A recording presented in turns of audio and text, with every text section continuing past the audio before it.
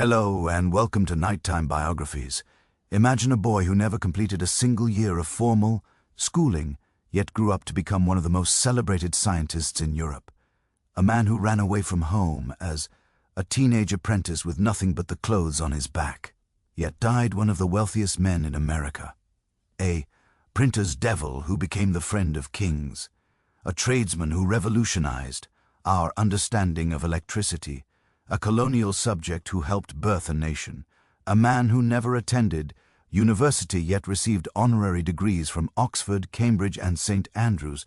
This is the story of Benjamin Franklin, inventor, scientist, diplomat, writer, philosopher, and founding father.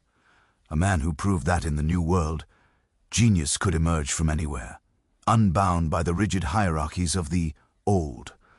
He flew a kite in a thunderstorm and captured lightning from the heavens. He charmed the French court in a fur cap and became the face of American independence.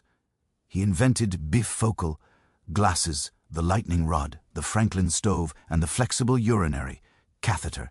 He founded libraries, fire departments, hospitals, and universities. He signed both the Declaration of Independence and the Constitution. His face appears on the $100 bill, the highest denomination in common circulation.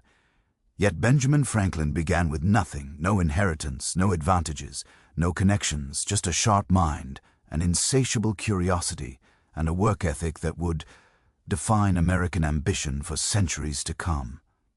Before we begin this journey through the extraordinary life of Benjamin Franklin, please take a moment to like this video and subscribe to the channel. I'm always curious to know where in the world you're watching from tonight, so please leave a comment and tell me. And now, let us travel back to colonial Boston to a world of candle. Chapter 2, Boston, 1706, light and handset type of royal governors and Puritan sermons to the moment when one of history's most remarkable minds entered the world. The Boston of 1706 was not the great American city it would become. It was a provincial outpost of the British Empire, a collection of wooden houses clustered around a harbor on the edge of a vast and largely unknown continent. The population numbered perhaps 7,000 souls, most of them descended from the Puritan refugees who had fled England's religious conflicts 2 generations earlier. The city occupied a peninsula connected to the mainland by a narrow neck of land called Boston Neck, which flooded at high tide, effectively turning the town into an island twice daily. The streets were unpaved, turning to mud and rain and freezing into treacherous ruts in winter. When spring came, the thaw transformed every lane into a river of muck that could swallow a man's boot to the ankle. Pigs and chickens wandered freely through these streets, serving as the city's garbage disposal system. Housewives would toss kitchen scraps directly into the road, and the animals would dispose of them within minutes. The smell of salt water mixed with wood smoke, animal waste, and the various industries that sustained colonial life. Tanneries with their acrid chemical stench. Breweries releasing the sweet smell of fermenting grain. Rope walks, where hemp was twisted into the cables that rigged sailing ships. Shipyards, where the sound of hammers and saws echoed from dawn to dusk. The harbor was the city's lifeblood. On any given day, dozens of vessels crowded the wharves, coastal traders from other colonies, ships from the Caribbean carrying molasses and sugar, occasional vessels from England bringing manufactured goods, news from home, and royal proclamations. The waterfront teemed with sailors, merchants, laborers, and the countless tradesmen who serviced the maritime economy. Coopers making barrels, sail makers stitching canvas, chandlers like Josiah Franklin providing the candles that would light ships' cabins and Boston's homes alike. Church bells marked the hours, calling the faithful to worship multiple times each day. Boston had more churches per capita than any other city in the colonies. Old South Church, where the Franklin worshipped. King's Chapel, built for Anglicans. The Old North Church with its distinctive steeple. Each denomination competed for souls and social influence, and the religious debates could be as fierce as any commercial rivalry. Boston was a deeply religious community shaped by the Calvinist theology that its founders had brought from England. The Puritan faith emphasized hard work, frugality, education, and constant self-examination. Idleness was sin. Luxury was suspect. Every moment of life was to be lived in awareness of God's judgment and the possibility of eternal damnation. Children were taught from infancy that they were born sinful, that only God's grace could save them, and that most of humanity was destined for hell. The Sabbath was strictly observed. No work was permitted on Sunday, not even cooking. Meals were prepared the day before and eaten cold. No travel was allowed except to an D from church. No, recreation was tolerated. The Sabbath began at sundown Saturday and ended at sundown Sunday, and during those 24 hours Boston fell silent, except for the church bells and the voices raised in psalm singing. Education was taken seriously, at least for boys. The Puritans believed that every person should be able to read the Bible for themselves without relying on priestly interpretation. Massachusetts had passed a law in 1647 requiring every town of 50 families or more to maintain a school. Boston had several schools, including the prestigious Boston Latin School, which had been educating the colony's elite since 1635. But by 1706, the fierce religious intensity of the founding generation was beginning to soften. The colony's original charter, which had made church membership a requirement for voting, had been revoked by the English crown in 1684. A new charter installed a royal governor and opened political participation to property owners regardless of their religious affiliation. This was seen by the old guard as a catastrophic compromise, a betrayal of the Puritan vision of a city upon a hill. The merchant class was growing wealthy through trade, and with wealth came a gradual relaxation of the old strictures. Merchants' wives wore fine clothing imported from London. Their houses boasted luxuries that would have scandalized the founding generation. Furniture made from mahogany and walnut, silver tableware, painted portraits, books beyond the Bible and theological works. The new generation was coming of age, born in America, who had not experienced the persecution that drove their grandparents to cross the Atlantic. They were colonials, not refugees. The Y were beginning to think of themselves as Bostonians, even as Americans, not simply as English Puritans in exile. Into this world of transition, caught between Puritan piety and commercial ambition, between colonial dependence and Nent American identity, between the certainties of the past and the possibilities of the future. Benjamin Franklin was born. His Chapter 3, The Franklin Household. Father, Josiah Franklin, had arrived in Boston from England in 1683, fleeing religious persecution. Josiah came from Ecton in Northamptonshire, where the Franklin family had worked the same land as blacksmiths and farmers for generations. But Josiah was the youngest of 4 sons, and there was no inheritance for him.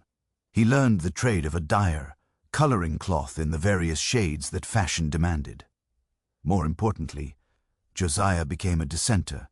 He rejected the authority of the Church of England and joined with those Puritans who believed that the established church was corrupt, that it retained too many Catholic practices, that true worship required a simpler, purer approach. Under English law, this made him a criminal. Dissenters could be fined, imprisoned, or worse. When persecution intensified, Josiah made the momentous decision to leave England forever.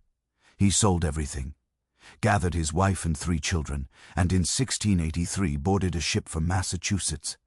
The journey across the Atlantic took 2 months, packed into a wooden vessel that creaked and groaned in every storm. Many passengers died during such crossings. Disease, accidents, storms. The Franklin family survived. They arrived in Boston with almost nothing. Josiah discovered that his trade as a dyer was not indemma, ND, in the colonies. There were few customers who could afford the luxury of professionally dyed cloth. He had to reinvent himself, and he chose the trade of tallow chandler and soap maker. It was humble work but necessary. Every household needed candles, and the cheapest candles were made from animal fat.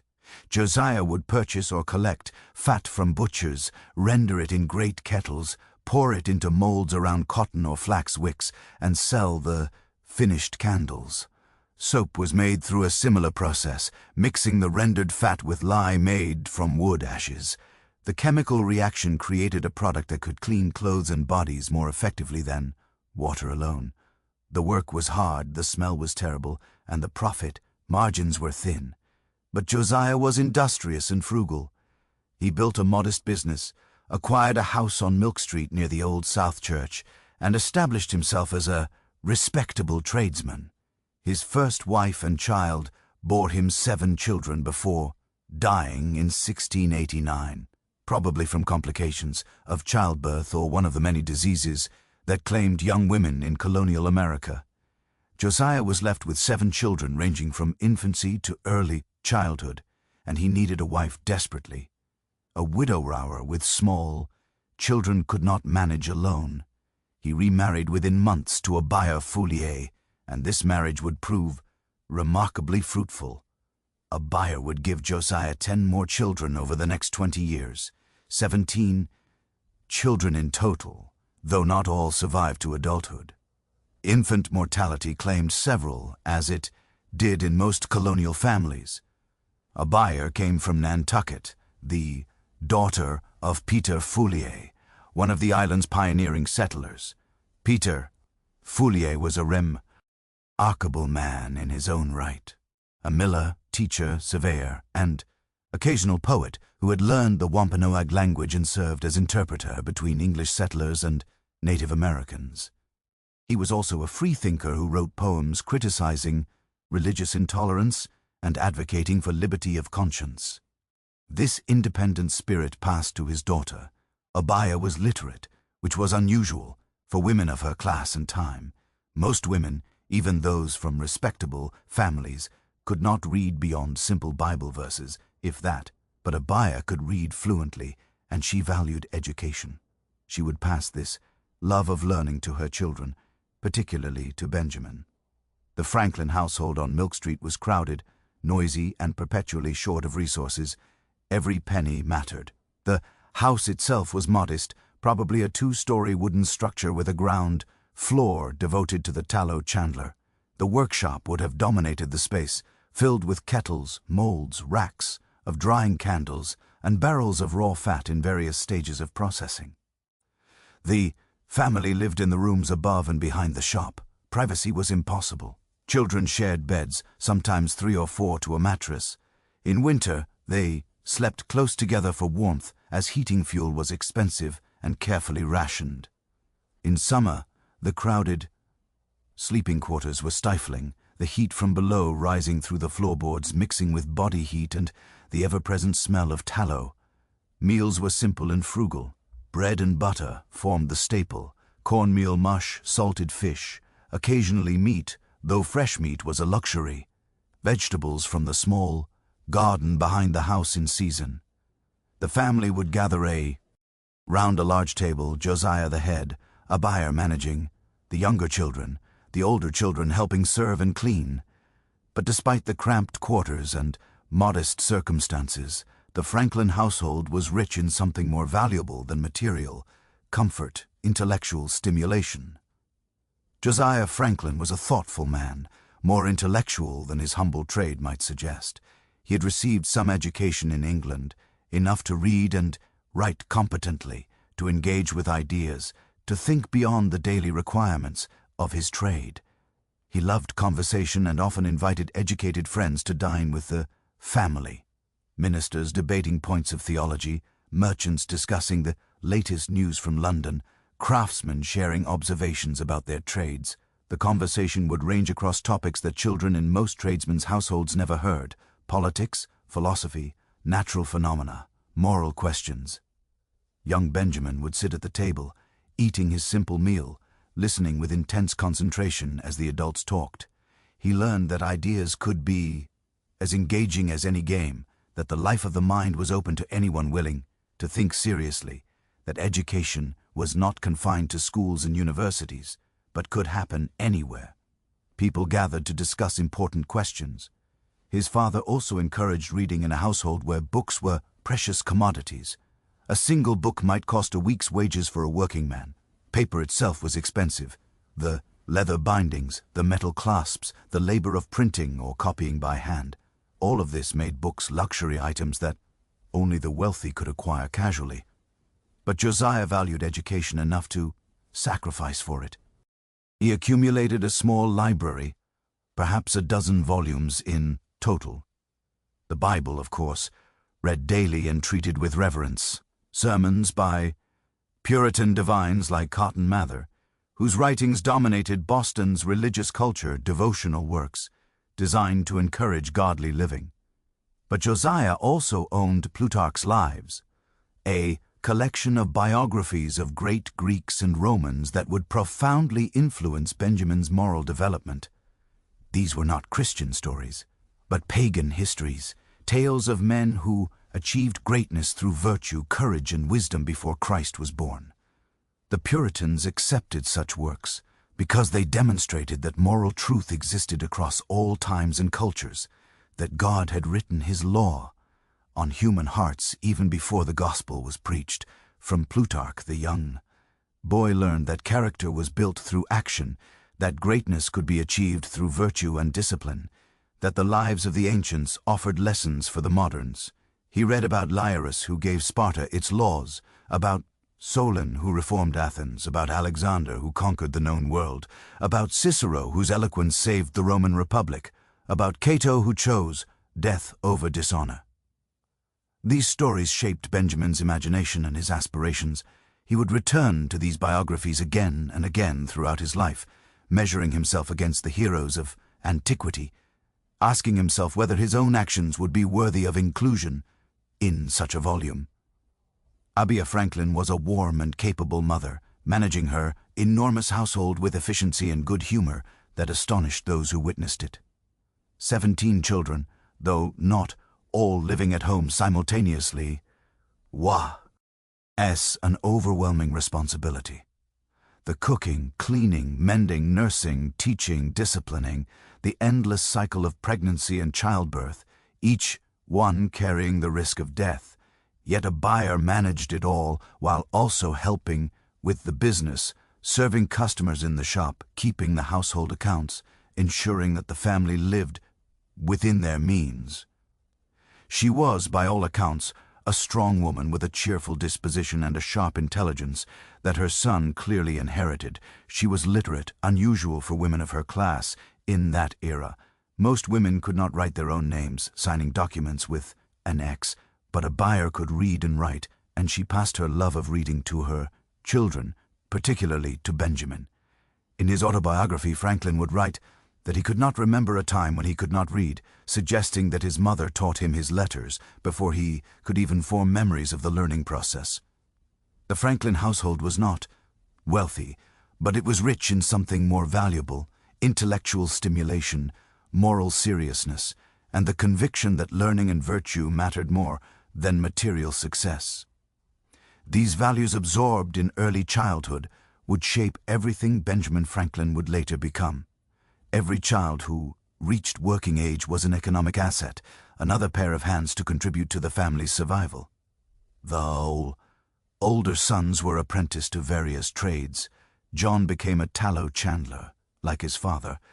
Peter went to sea and was never heard from again, a loss that devastated Josiah and made him determined that Benjamin would never follow the same path.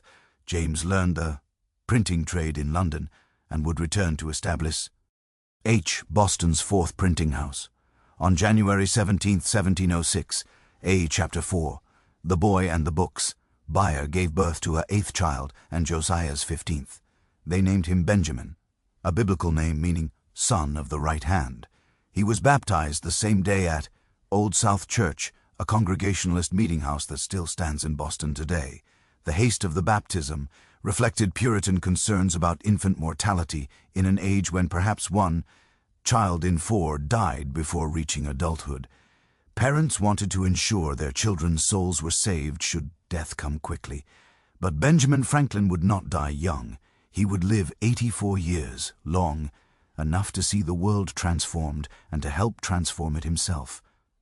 The Franklin home on Milk Street was cramped and modest. Josiah's tallow chandler occupied the ground floor, filling the house with the acrid smell of boiling animal fat. The family lived in the rooms above and behind the shop, parents and children sharing beds, sharing space, sharing everything. Young Benjamin grew up surrounded by the rhythms of his father's trade. The cutting and rendering of fat, the pouring of candles in molds, the wrapping and selling of soap. It was unglamorous work, but it taught valuable lessons about chemistry, about the properties of different materials, about precision and patience. Josiah Franklin was a thoughtful man, more intellectual than his humble trade might suggest. He loved conversation and often invited educated friends to dine with the family. Ministers, merchants, and craftsmen would gather around the Franklin table, discussing theology, politics, and the affairs of the colony. Young Benjamin listened, absorbing everything, learning that ideas could be as engaging as any game. His father also encouraged reading. Books were expensive in colonial America, often costing a week's wages for a working man. But Josiah valued education and managed to accumulate a small library, the Bible of course, and sermons by Puritan divines, but also Plutarch's Lives, a collection of biographies of great Greeks and Romans that would profoundly influence Benjamin's moral development. From Plutarch, the young boy learned that character was built through action, that greatness could be achieved through virtue and discipline, that the lives of the ancients offered lessons for the moderns. He would return to these biographies again and again throughout his life, measuring himself against the heroes of antiquity. Abia Franklin was a warm and capable mother, managing her enormous household with efficiency and good humor. She was literate, unusual for women of her class in that era, and she passed her love of reading to her children. In his autobiography, Franklin would write that he could not remember a time when he could not read. The Franklin household was not wealthy, but it was rich in something more valuable, intellectual stimulation. In many colonial homes, especially those of tradesmen, education extended only to basic literacy and arithmetic. But in the Franklin home, ideas mattered, questions were encouraged, curiosity was cultivated, and Benjamin had curiosity in abundance. From his earliest years, he asked endless questions. Why does wood float? Why does iron sink? What makes the tide rise and fall? How do ships sail against the wind? His father answered when he could, or directed the boy to books that might explain. Boston Harbor became young Benjamin's playground and laboratory. He learned to swim at an early age, becoming one of the strongest swimmers among the local boys. He invented crude flippers for his hands and feet to increase his speed in the water. He taught himself to float on his back for hours, allowing himself to be carried by currents and studying the behavior of the water. The sea was everywhere in Boston. The city's economy depended on it. Ships brought goods from England and the Caribbean. They carried Massachusetts timber, fish, and rum to distant markets. The harbor was crowded with vessels, and the wharves bustled with sailors, merchants, and laborers loading and unloading cargo. Benjamin watched it all with fascination, but his father had other plans for his youngest son, plans that would shape the next crucial years of his life. Josiah Franklin had 17 children to provide for. Chapter 5, the failed scholar, but limited resources. Most of his sons were apprenticed to trades, learning skills that would allow them to earn their living. His daughters would marry, becoming their husbands' responsibilities. But for Benjamin, his 15th child and 10th son Josiah harbored a special ambition. He would tithe his son to the church. The practice was rooted in the Old Testament concept of the tithe, giving 1/10 of one's increase to God. Josiah had 10 sons by a buyer. He would dedicate the 10th to religious service. Benjamin would become a minister. In Puritan Boston, the ministry was the most respected profession, the only learned calling available to colonial youth. Ministers required extensive education, which meant years of formal schooling followed by study at Harvard College. It was an enormous investment for a tradesman's family. But Josiah was determined. At age 8, Benjamin was enrolled in Boston Latin School, the most prestigious educational institution in the colony. Founded in 1635, it was America's first public school, designed to prepare boys for Harvard by drilling them in Latin, Greek, and classical literature. For a few bright months, Benjamin excelled. He loved learning, devoured his lessons, and rose to the head of his class with remarkable speed. His teachers praised his quickness and predicted a brilliant future. But Josiah Franklin was doing his own calculations. The cost of keeping Benjamin in school, even a public school, meant lost labor and incidental expenses the family could ill afford, and beyond Boston, Latin school loomed the far greater expense of Harvard, tuition, room, board, books, years of study during which Benjamin would contribute nothing to the family's support.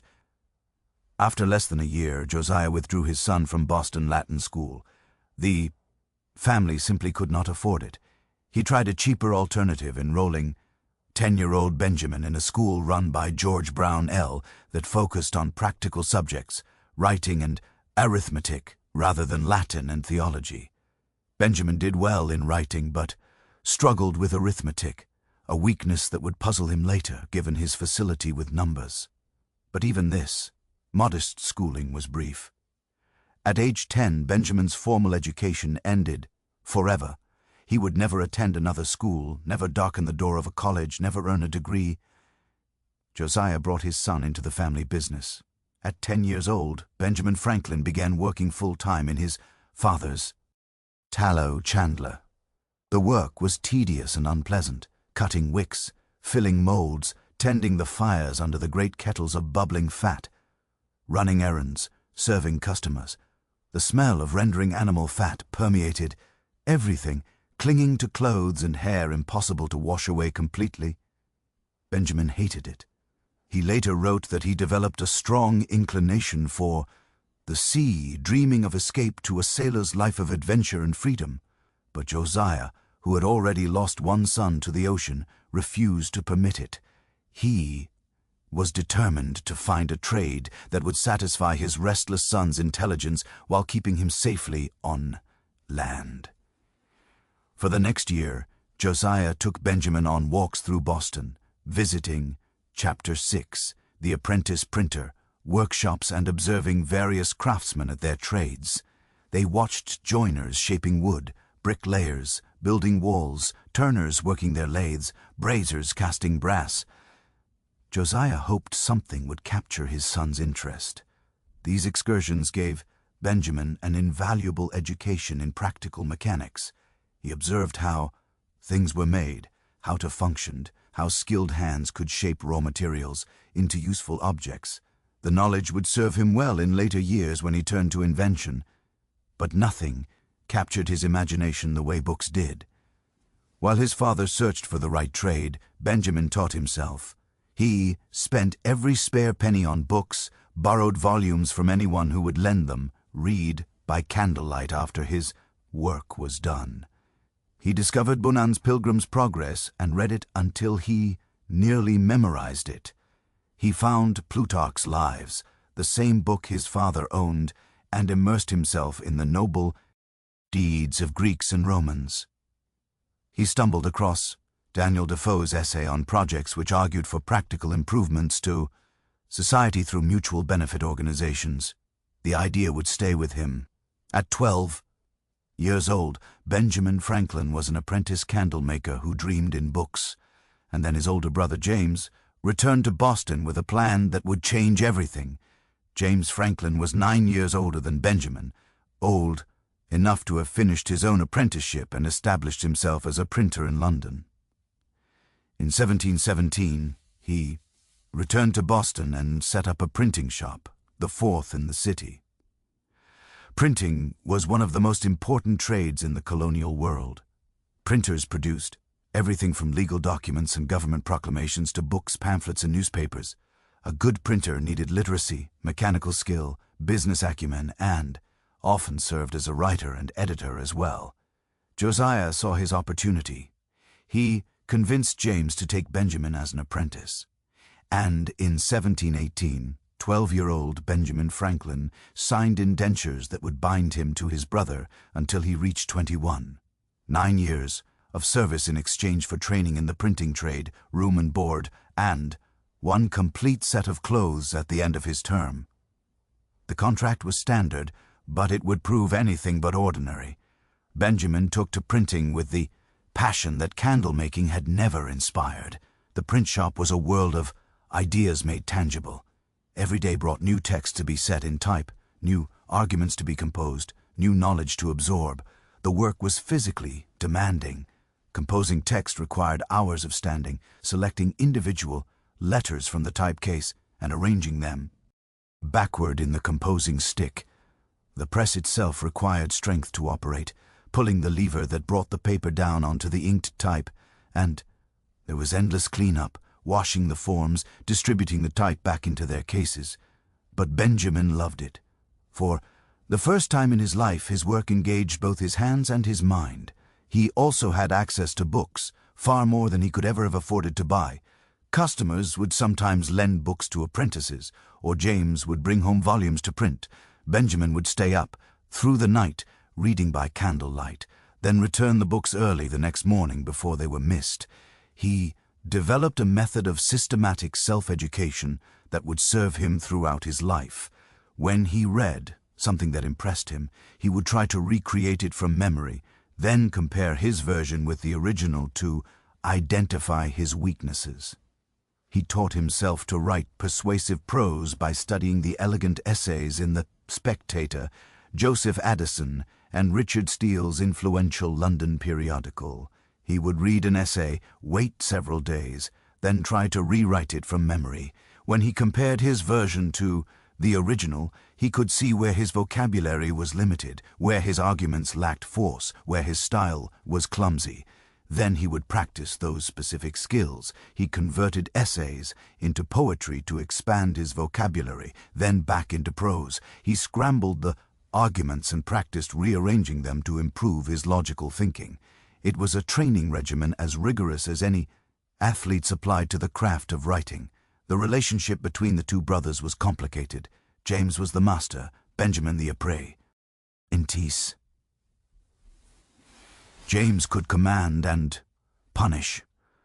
Benjamin owed obedience, but Benjamin was brighter than his brother, quicker to learn, more creative, and both of them knew it. The inequality of talent strained against the inequality of authority. In 1721, when Benjamin was 15, James, chapter 7, silenced Ogud, Franklin made a bold decision. He would start a newspaper, only the fourth in the American colonies. He called it the New England Current, and it would prove controversial from its first issue. Unlike the existing Boston newspapers, which simply reprinted news from London and official proclamations from the colonial government, the New England Current featured original essays and satirical commentary. James published pieces critical of the Puritan clergy's promotion of smallpox inoculation, mocking their support for a medical procedure that many Bostonians considered dangerous. The establishment was outraged. The religious and political authorities viewed the Current as a threat to public order. How dare a mere tradesman presume to criticize his betters? But the controversy sold papers. The Current became the talk of Boston, and young Benjamin watched, learning that in print a commoner's words could carry as much weight as a gentleman's, that ideas mattered more than social rank. He longed to contribute to the paper, but James dismissed his efforts. A teenage apprentice had nothing worth publishing. So Benjamin devised a scheme that would become one of the most famous deceptions in American literary history. Late at night, after the print shop closed, Benjamin wrote letters in a disguised hand and slipped them under the shop door. The letters were signed, "Silence Do Good," supposedly written by a middle-aged widow, witty and opinionated, who offered her thoughts on everything from fashion to education to the treatment of women. The Silence Dog Good letters were brilliant satire, mocking the pretensions of Boston's elite while championing common sense and practical virtue. They were written in a conversational style that made them accessible and entertaining. Readers loved them. They became the most popular feature in the Current. James published 14 silent do-good letters without knowing who wrote them. His friends would gather in the print shop to speculate about the author's identity. Some guessed it was a well-known minister. Others suspected a sophisticated lady of Boston society. No, one imagined it was the teenage apprentice setting type in the corner. When Benjamin finally revealed himself as Silence Dog Good, James was furious. His younger brother had made a fool of him. The power dynamic in the shop shifted perceptibly. Other apprentices and even customers began to see Benjamin differently. He was not just a clever boy, but a genuine writer. James responded with increasing harshness.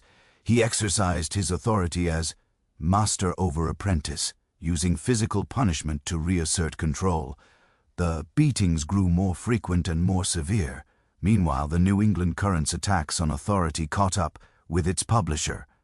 In 1722, James wrote something that offended the colonial government so deeply that he was jailed for a month and then forbidden to publish the newspaper.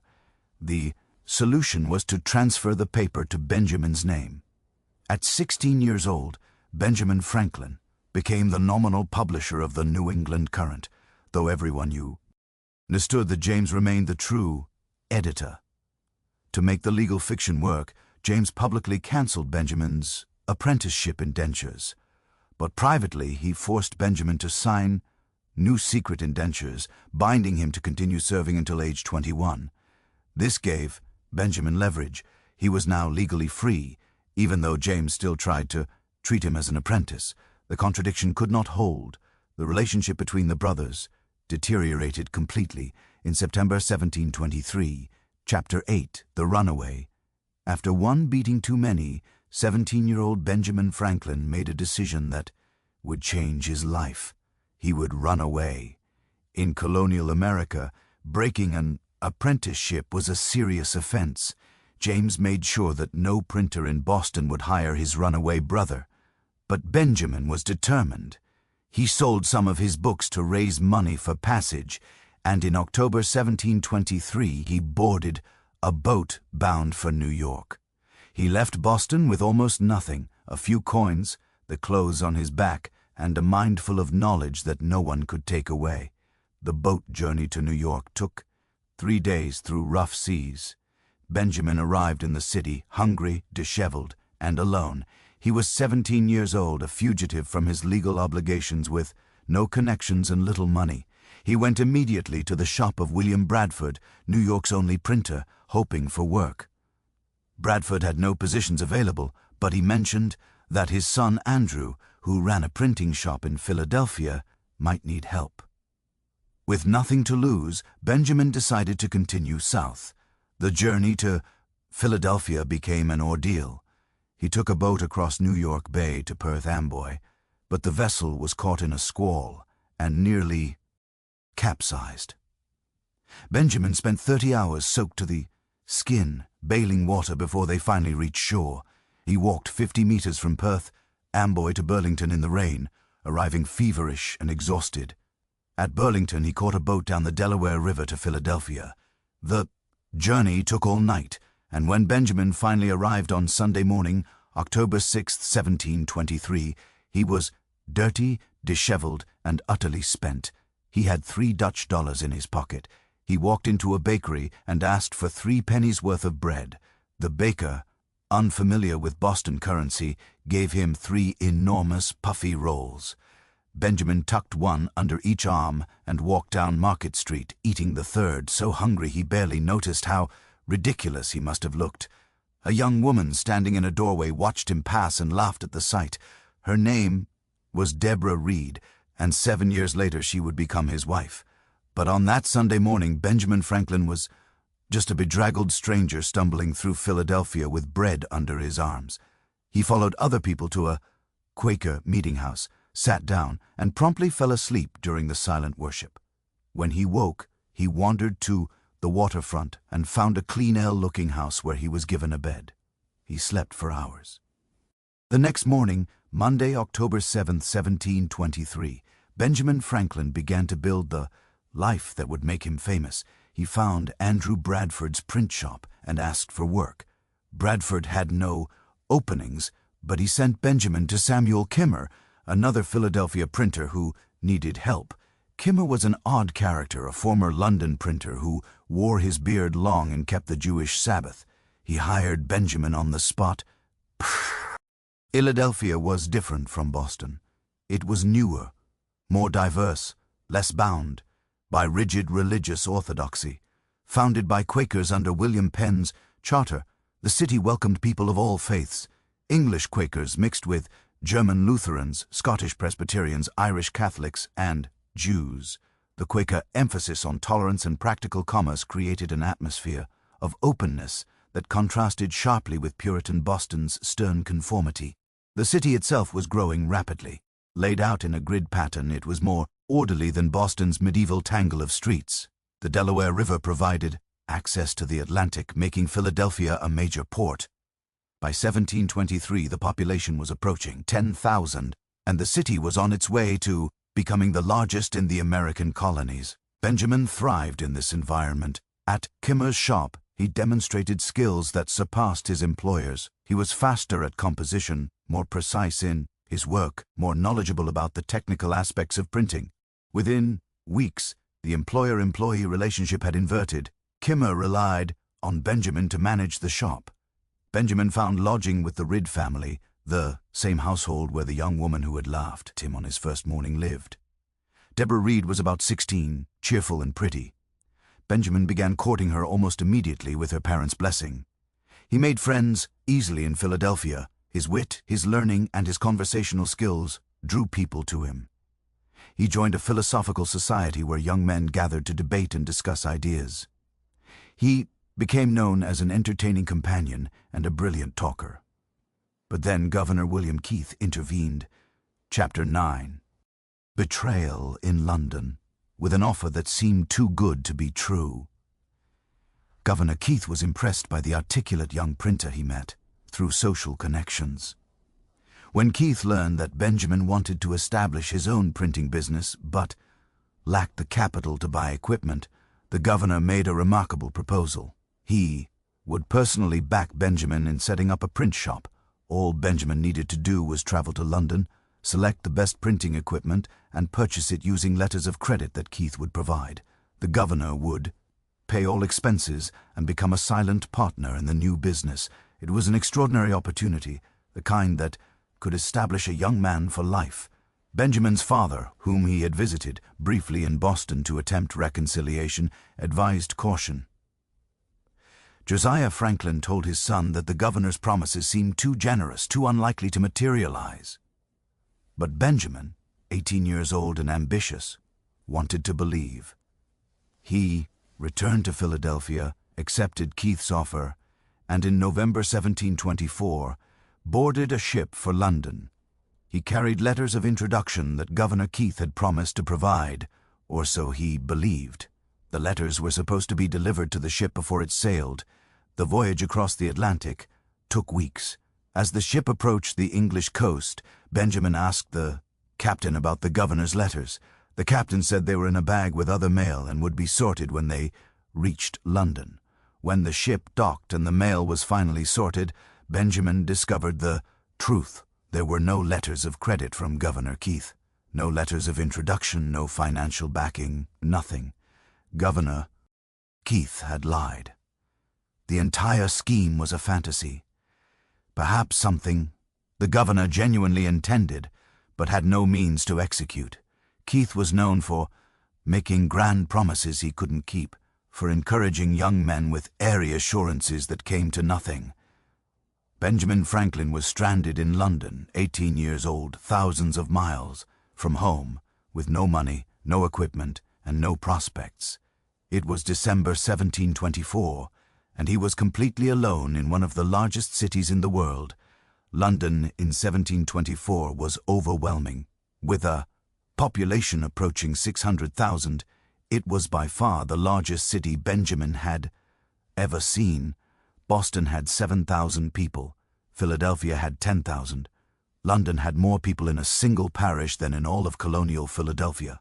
The city was a maze of narrow streets packed with humanity from every nation and station. Wealthy merchants in fine clothes brushed past beggars in rags. Street vendors hawked their wares with ear-splitting cries. Hot pies fresh, oysters, knives to grind. The cacophony was constant, overwhelming, a symphony of commerce and survival.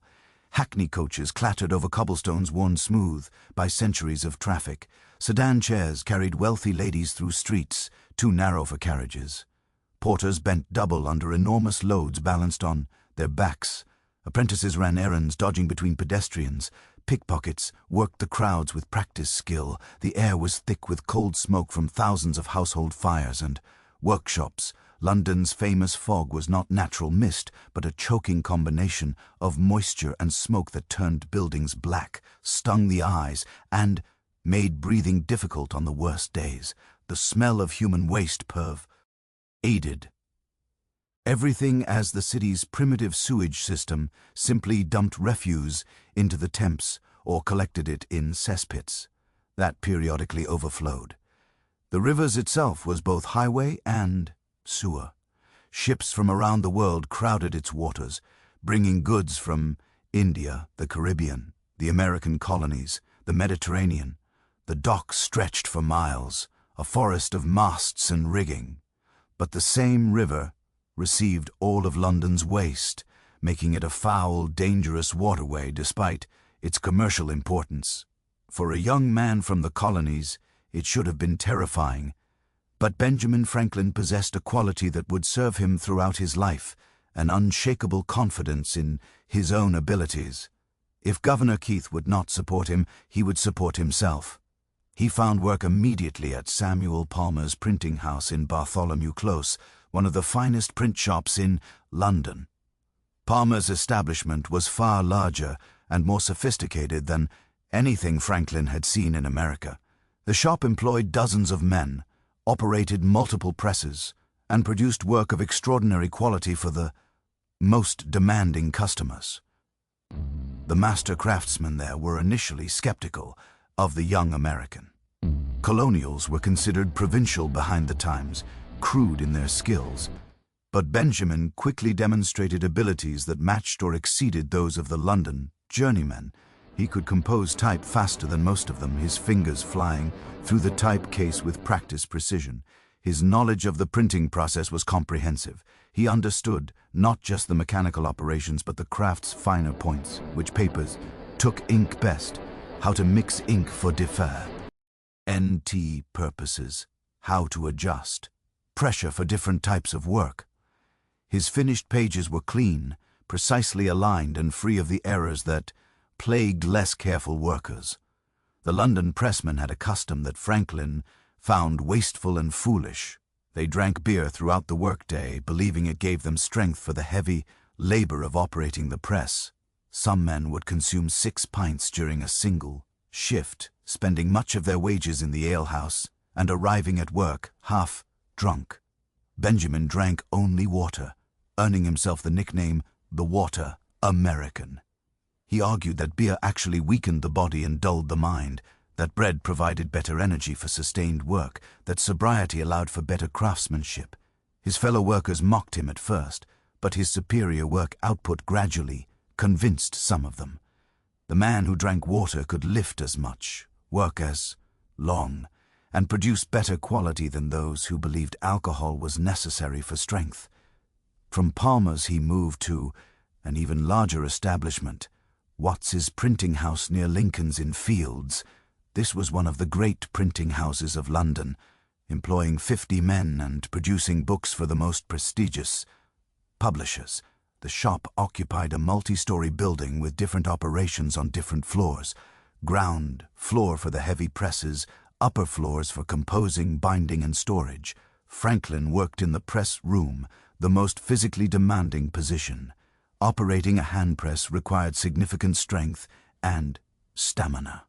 A pressman would ink the type, position the paper, pull the heavy lever that brought the platen down onto the type, lift the platen, remove the printed sheet, repeat the process hundreds of times per day.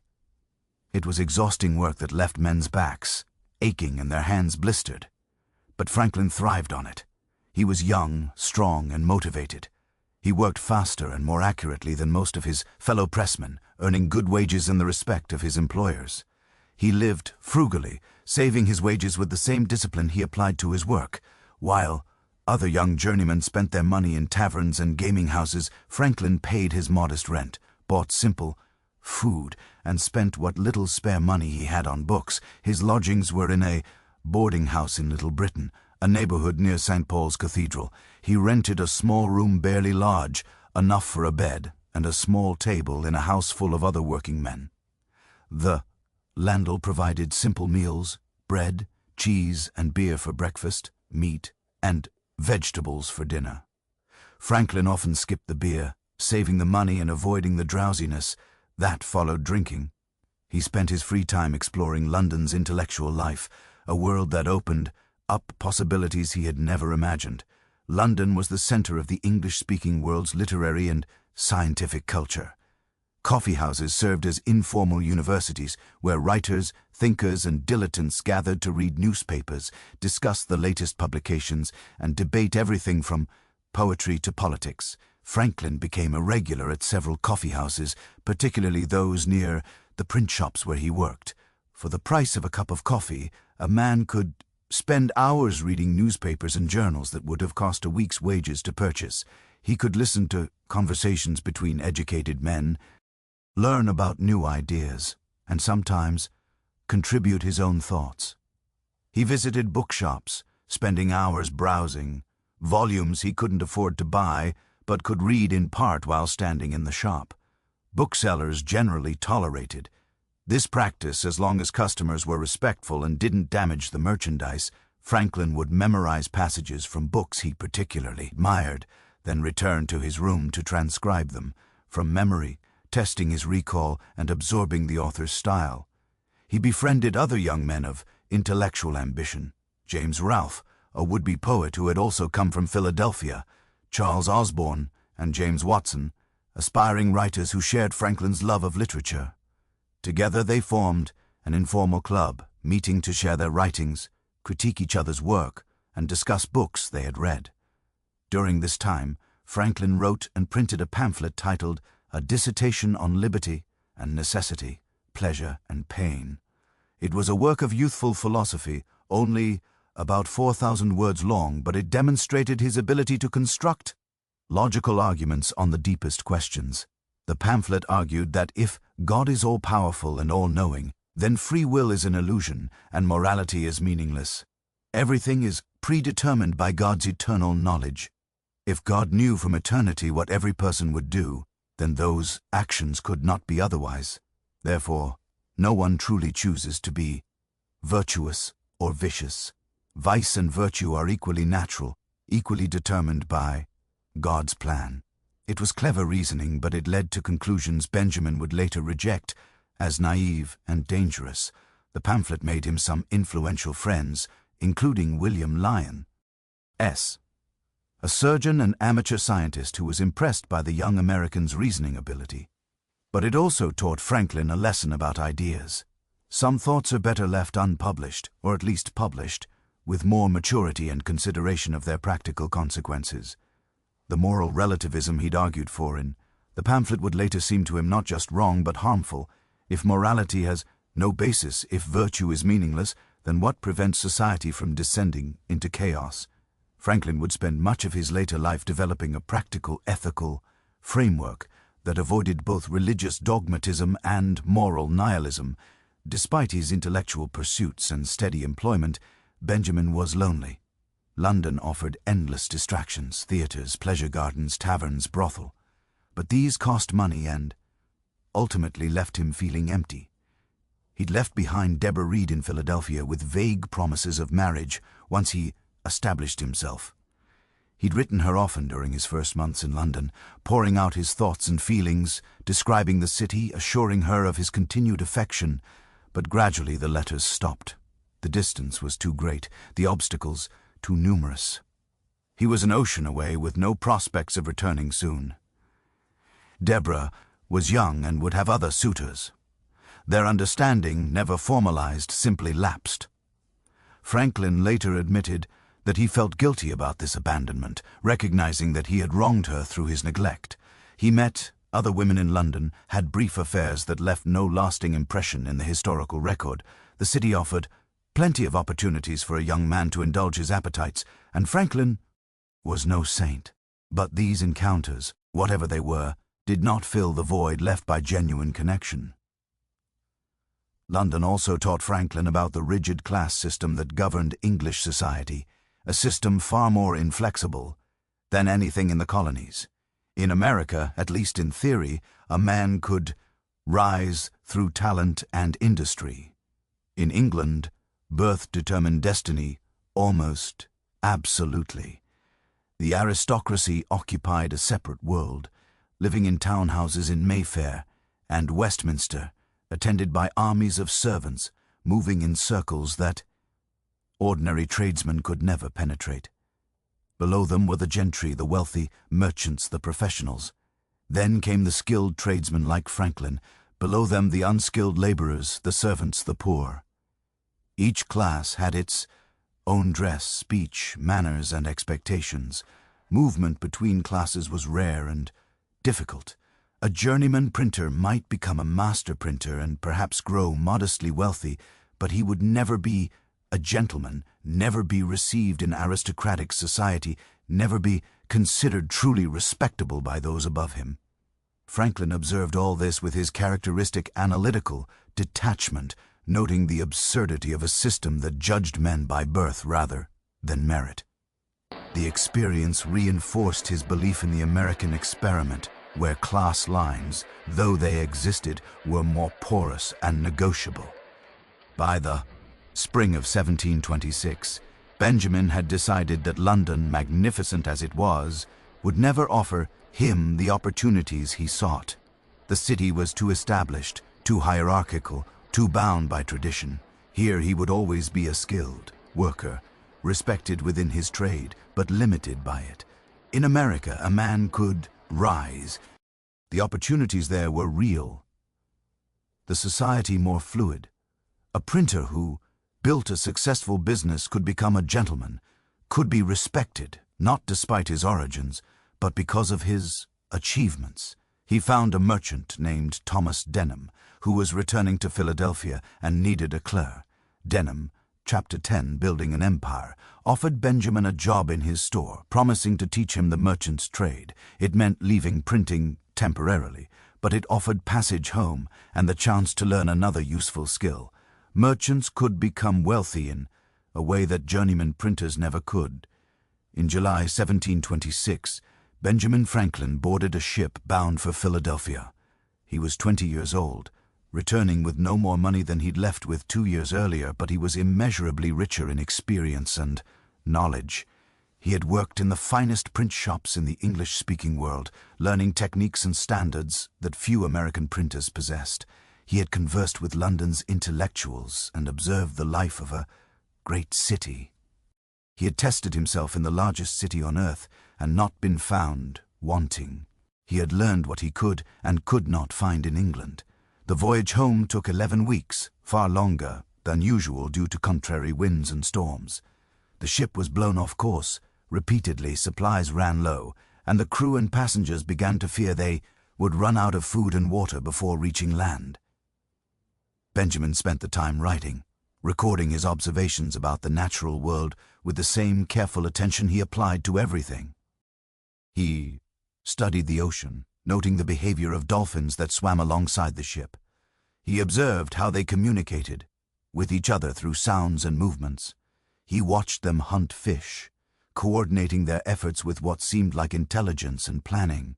He studied the properties of water itself, noting how it behaved in waves, how it responded to the wind, how temperature affected its density. He made calculations about the ship's speed and position, trying to determine where they were when the clouds obscured the stars needed for navigation. He also recorded his thoughts on moral philosophy, beginning to develop the ethical framework that would guide his later life. In these shipboard writings we can see him moving away from the moral relativism of his dissertation on liberty and necessity toward a more practical understanding of virtue.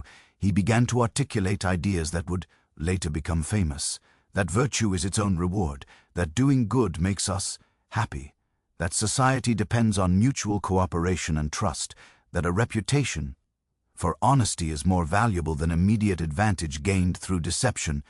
These were not original philosophical insights. Countless thinkers before Franklin had articulated similar ideas, but Franklin was making them his own, testing them against his experience, converting abstract principles into practical rules for living. When the ship finally arrived in Philadelphia in October 1726, Benjamin Franklin stepped ashore a different person from the 18-year-old who had left. He had seen the world beyond colonial America. He had tested himself and proven his abilities. He had learned what he wanted and where he could find it. He was home and he was ready to begin again. The Philadelphia that Benjamin returned to in 1726 felt like home in a way Boston never had.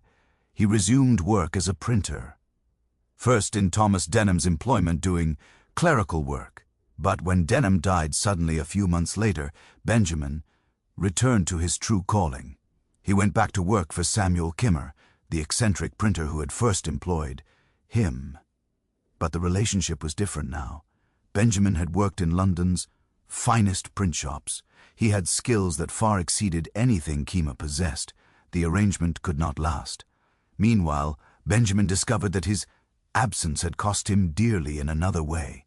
Deborah Red, the girl he had courted before leaving for London, had married another man, a potter named John Rogers, who turned out to be a scoundrel with a wife already living in England. Rogers fled Philadelphia to escape debts and possible bigamy charges, leaving Deborah in an impossible position. She could not remarry while Rogers lived, but she could not find him to obtain a divorce. She was married and abandoned, trapped by the legal realities of the time. Benjamin, partly responsible for her situation through his own neglect, could only watch and regret. But there would be time to address that situation later. First, he needed to establish himself.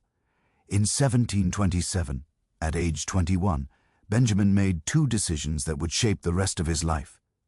First, he gathered a group of young tradesmen and artisans to form a club dedicated to mutual improvement. They called it the Junto, a Spanish word, meaning join together. The Junto met every Friday evening to discuss questions of morals, politics, and natural philosophy. Each member took turns proposing topics for debate. Is it permissible to tell a small lie to spare someone's feelings? What is the best form of government? Should the wealthy be required to support the poor? The discussions were structured, earnest, and remarkably sophisticated for a group of young men in their early 20s. But the Junto was more than a debating society. Members helped each other in business, shared books, and formed connections that would last for decades. Benjamin's closest friends for the rest of his life came from the Junto. It was his first experiment in creating what he called voluntary associations, organizations of citizens working together for mutual benefit. This second crucial decision was to establish his own printing business. He formed a partnership with Hugh Meredith, a fellow worker at Kimmer's shop whose father agreed to provide the capital. In 1728, Franklin and Meredith opened their own print shop on Market Street. The timing was perfect. Kimmer's business was failing due to his poor management and difficult personality. When Pennsylvania's government needed a printer, Franklin and Meredith submitted a bid and won the contract. Government printing provided steady income and credibility. Within a year, the partnership dissolved amicably when Meredith's drinking problems became unmanageable, and he decided to pursue farming instead. Franklin bought out his partner share with borrowed money, and at age 24, became the sole proprietor of his own printing business. He worked with relentless energy, up before dawn, working late into the night, personally hauling paper through the streets in a wheelbarrow to demonstrate his industry. While other men spent their evenings in taverns, Franklin was at his press.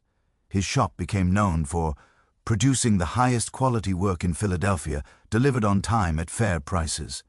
In 1729, Franklin bought a failing newspaper called the Pennsylvania Gazette and transformed it into the most successful paper in the colonies.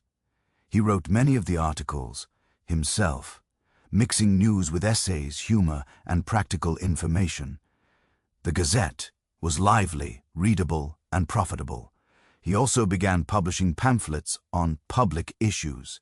When Pennsylvania's legislature debated whether to issue paper currency, Franklin wrote a modest inquiry into the nature and necessity of a paper currency, arguing persuasively for the measure. The pamphlet swayed public opinion. The currency was issued, and Franklin's print shop received the lucrative contract to print the money, but his most successful publication was yet to come.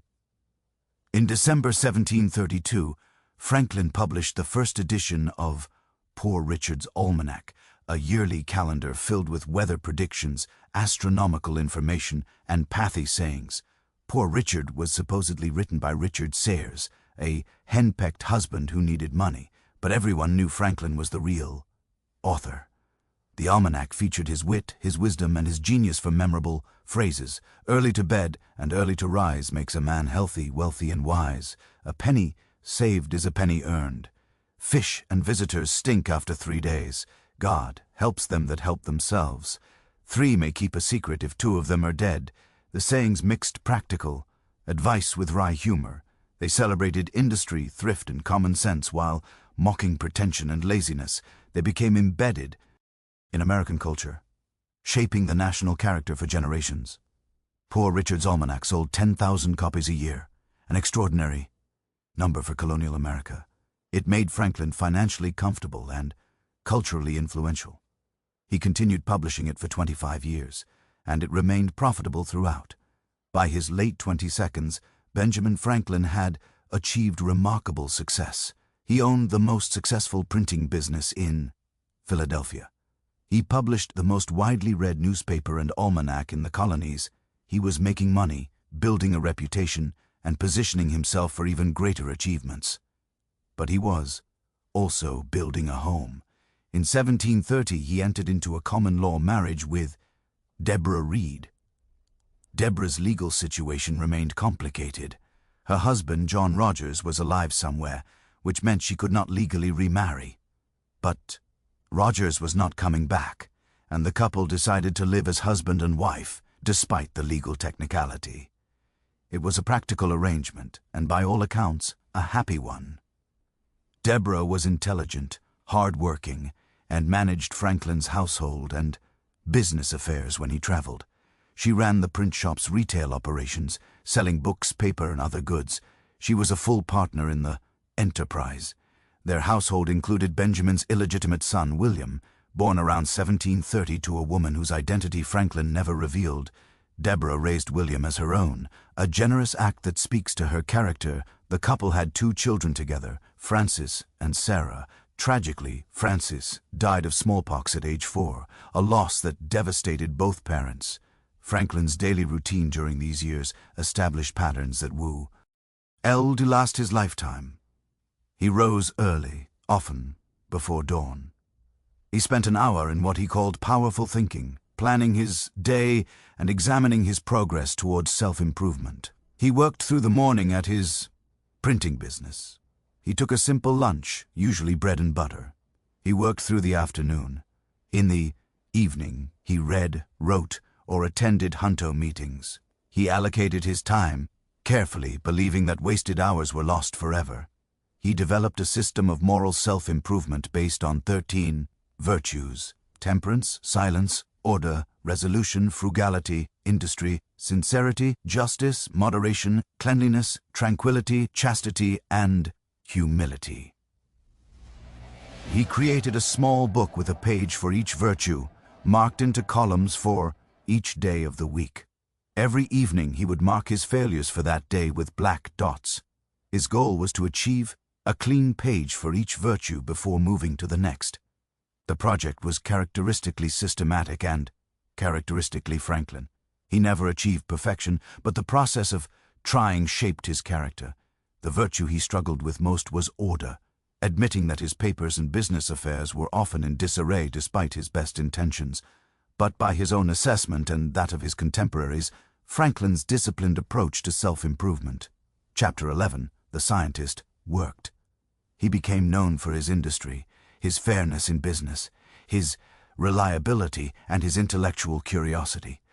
By age 30, Franklin's printing business was so successful that he could afford to hire managers and reduce his own direct involvement. This gave him time to pursue other interests, and it was at this point that Benjamin Franklin began to transform from a successful tradesman into something far more remarkable. He would become a scientist, an inventor, and a philosopher whose discoveries would echo through the centuries. The transformation began with questions. Why does smoke rise in a chimney? Why are some fabrics warmer than others? What causes the aurora borealis? Franklin approached these questions not as abstract curiosities, but as practical problems that might have practical solutions. His first significant invention addressed a common problem in colonial homes: inefficient heating.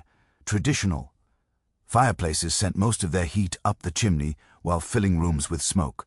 Franklin designed a cast-iron stove that could be placed in the middle of a room, radiating heat in all directions while venting smoke safely outside. The Pennsylvania fireplaces, he called it. Later generations would call it the Franklin stove. Was a marvel of practical engineering. It used significantly less wood than a traditional fireplace while producing much more heat. It made homes more comfortable and reduced the backbreaking labor of chopping and hauling firewood. The governor of Pennsylvania offered Franklin a patent which would have made him wealthy from the invention. Franklin refused. His reasoning was characteristic. As we enjoy great advantages from the inventions of others, we should be glad of an opportunity to serve others by any invention of ours, and this we should do freely and generously. He published detailed plans for the stove so that anyone could build or improve upon it. This pattern of sharing discoveries freely rather than profiting from them would define his scientific career. But the work that would make Franklin internationally famous was still ahead. It began with a simple observation about lightning. In the early 1740s, Franklin became fascinated by electricity. Then, one of the most mysterious phenomena in natural philosophy, European scientists had discovered that certain materials, when rubbed, could attract small objects or produce sparks. They called it the electric fire, and elaborate demonstrations of electrical phenomena had become popular. Entertainment among the wealthy. Traveling lecturers would perform electrical tricks for paying audiences. They would charge a person with electricity until sparks flew from their fingertips. They would make objects dance and move through invisible electrical forces. They would create spectacular sparks and glowing halos. But despite these dramatic demonstrations, no one truly understood what electricity was, how it worked, or what fundamental principles governed it. Franklin first encountered electrical demonstrations in Boston in 1746 when a traveling lecturer named Dr. Archibald Spencer performed experiments for fascinated audiences. Franklin attended one of these demonstrations and was immediately captivated. Here was a natural phenomenon that was clearly real, clearly powerful, but completely mysterious. It was exactly the kind of puzzle that appealed to his practical, systematic mind. He began conducting experiments, first learning everything that others had discovered, then pushing beyond into unexplored territory. He acquired a leaden jar from Peter Collinson, a London merchant and amateur scientist who became one of Franklin's most important correspondents. The Leyden jar was a device that could sense or electrical charge, essentially the first electrical capacitor. It consisted of a glass jar with metal foil coating the inside and outside surfaces, and it could deliver a powerful shock when discharged. Franklin began systematically testing its properties, conducting experiment after experiment, recording his observations with meticulous care. He would charge the jar and then test what happened when he touched various parts of it. He discovered that the charge resided not in the metal foil, but in the glass itself, in what he called the electric matter trapped between the two conducting surfaces. Through careful experimentation, Franklin made several crucial discoveries that would transform scientific understanding of electricity. He identified positive and negative electrical charges, the terms we still use today. He realized that electricity was not created when objects were rubbed together, but rather transferred from one object to another. An object that gained electricity, what he called positive, did so at the expense of another object that lost electricity, what he called negative. This was a fundamental insight. Previous experimenters had thought there were two different kinds of electricity that could be created through friction. Franklin proved there was only one kind, and electrical phenomena resulted from imbalances in the distribution of this single electrical fluid.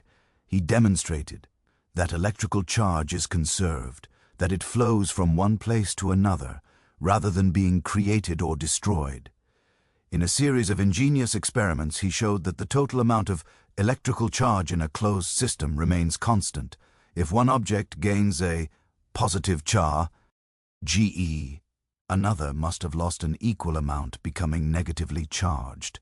This principle of conservation would become one of the foundations of electrical science, with implications that extended far beyond Franklin's experiments. It was a discovery of truly fundamental importance, placing electricity among the natural forces that obeyed quantifiable mathematical laws.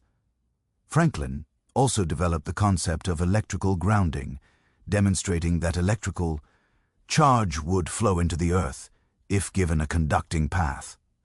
This observation would prove crucial for his most famous invention, the lightning rod, but it also represented a deeper understanding of how electricity behaves.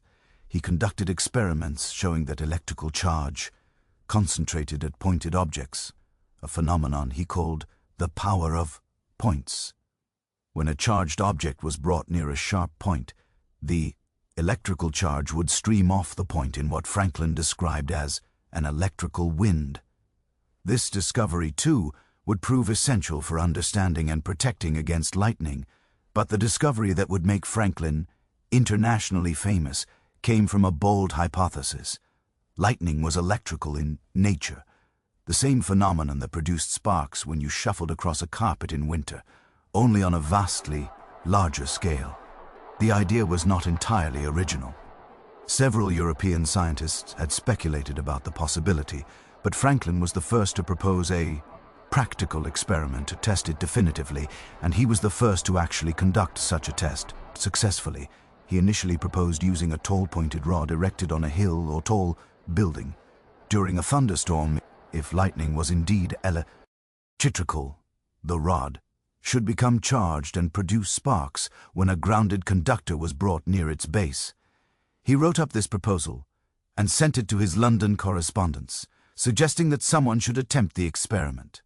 In France, Franklin's proposal was read with great interest. In May 1752, French scientists successfully conducted the experiment at Marie-la-Ville near Paris, using a 40-foot iron rod erected in an open field. During a thunderstorm, sparks flew from the rod, proving that storm clouds were indeed electrically charged. The experiment was repeated across Europe with the same results. Franklin's hypothesis was confirmed before he had conducted his own test. But Franklin, unaware of the European experiments, was still planning his demonstration. He had intended to conduct it from the top of Christ Church's steeple in Philadelphia, which was then under construction. When construction delays prevented this approach, Franklin designed an alternative method that has become the most famous scientific experiment in American history. The experiment took place in Philadelphia in June 1752. Though the exact date is uncertain, Franklin had designed a kite with a wire attached to its tip and extending about a foot above the kite. The kite was made of silk rather than paper to better withstand the wet conditions of a thunderstorm. He attached a metal key to the hemstring near the bottom, and between the key and his hand, he tied a silk ribbon. Silk, being an insulator, when dry, would protect him from electrical shock. Franklin and his son, William, went to a field on the outskirts of Philadelphia as storm clouds gathered. They raised the kite and waited. As rain began to fall, nothing happened. The hemp string was dry, and dry hemp is a poor conductor of electricity. But as the rain continued and the string became thoroughly wet, something remarkable occurred. The loose fibers of the hemp string began to stand erect, repelled by the electrical charge they were conducting. Franklin knew immediately that his hypothesis was correct. He brought his knuckle close to the metal key and drew a spark, then another. He could draw sparks repeatedly from the key as long as the storm lasted. Lightning was electricity. The heavens and the laboratory were governed by the same principles. Franklin had proved it through direct experimentation. The experiment was extraordinarily dangerous, and Franklin was fortunate not to have been killed. He later learned of several European scientists who attempted similar experiments and died from electrical shock. A Swedish scientist named Georg Wilhelm Richmond was killed in 1753 while attempting to draw electricity from a thunderstorm using a rod in his home. The discharge struck him in the head and killed him instantly. Franklin's survival was partly luck and partly his careful use of the silk ribbon insulator, but the risk was real, and he later cautioned others against attempting such direct experiments with lightning. He published his findings in letters to Peter Collinson, who shared them with the Royal Society of London. These letters were compiled into a book, Experiments and Observations on Electricity Made at Philadelphia in America. The work was published in London in 1751 and quickly translated into French, German, and Italian. The response from the European scientific community was immediate and enthusiastic. Here was original research of the highest quality, conducted not in a well-funded European laboratory, but in a colonial print shop by a self-taught natural philosopher. Franklin's careful experimental method, his clear reasoning, his practical insights all marked him as a scientist of the first rank. The Royal Society of London awarded him the Copley Medal in 1753, their highest honor, equivalent to what would later become the Nobel Prize. The citation praised his curious experiments and observations on electricity. Yale College awarded him an honorary Master of Arts degree in 1753. Harvard followed with the same honor. The University of St. Andrews in Scotland made him a Doctor of Laws in 1759. Oxford University granted him a Doctor of Civil Law degree in 1762. The boy who never finished formal schooling was now Dr. Franklin, honored by the most prestigious universities in the English-speaking world. He was elected to the Royal Society in 1756, joining Newton Boole and the other giants of scientific inquiry. But Franklin's interest in electricity was never purely theoretical. He immediately applied his discoveries to practical problems, demonstrating the pragmatic genius that defined his entire scientific career. If lightning was electrical, then buildings could be protected from lightning strikes by installing metal rods that would conduct the charge safely into the ground. The pointed rod would attract the electrical charge from storm clouds. The metal would conduct it down the side of the building, and a wire buried in the earth would dissipate the charge harmlessly into the ground.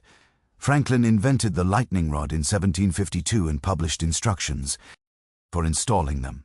Within a few years, they were being installed on buildings throughout America and Europe.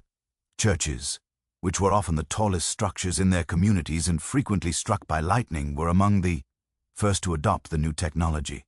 The impact was immediate and dramatic. Buildings that would have burned were protected. The terrifying phenomenon of a lightning strike, often interpreted as divine judgment, became manageable through human ingenuity. How many structures were saved from fire by this simple invention? How many lives preserved? The number is beyond counting, but it is certainly in the thousands, perhaps tens of thousands over the centuries since Franklin's invention. There was religious opposition, of course. Some clergy argued that lightning rods were impious, an attempt to interfere with God's will. If God wanted to strike a building with lightning, who were humans to prevent it?